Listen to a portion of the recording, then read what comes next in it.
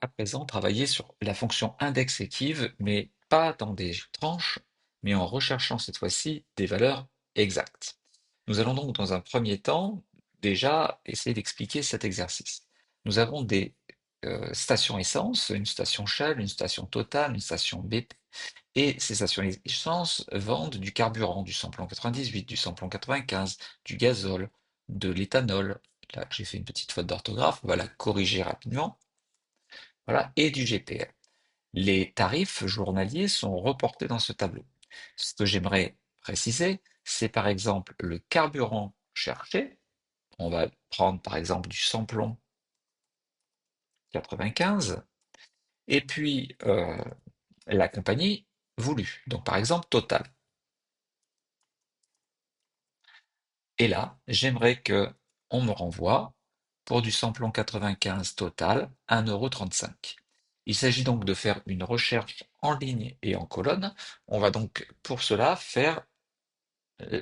avoir recours à la fonction index. Pour trouver la bonne ligne et la bonne colonne, il faudra utiliser la fonction equiv.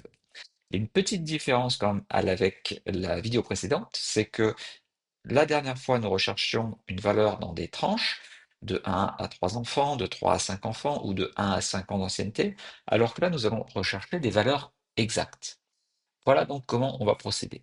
Égal, index, ouvrez la parenthèse, donc on va désigner l'ensemble des tarifs possibles à reporter, donc c'est toutes les données, tout le tableau de données sans les titres des lignes et des colonnes.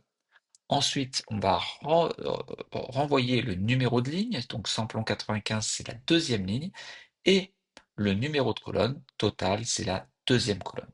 Donc il faudrait mettre 2, point virgule 2. Fermez la parenthèse, je valide. Il me renvoie bien 1,35 €. Mais bien entendu, le 2 en ligne et le 2 en colonne doit être trouvé tout seul. Donc on ne va pas les saisir. On va enlever ce 2 et on va mettre à la place une fonction equiv qui va se charger de renvoyer la position dans une liste de la valeur chargée. Donc on va mettre equiv, ouvrez la parenthèse, samplon 95, point virgule, dans toute cette plage-là. Par contre, cette fois-ci, on va rajouter point virgule, correspondance exacte, donc c'est un 0, et on va fermer la parenthèse juste après le 0. Normalement, ça ne devrait rien changer puisque il renvoie bien la valeur 2. Ce n'est pas tout à fait terminé.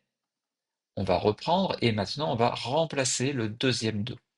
Je le supprime, c'est le 2 de la colonne. Donc pour trouver la deuxième colonne, ce sont les compagnies d'essence. Donc je vais remettre une fonction equiv.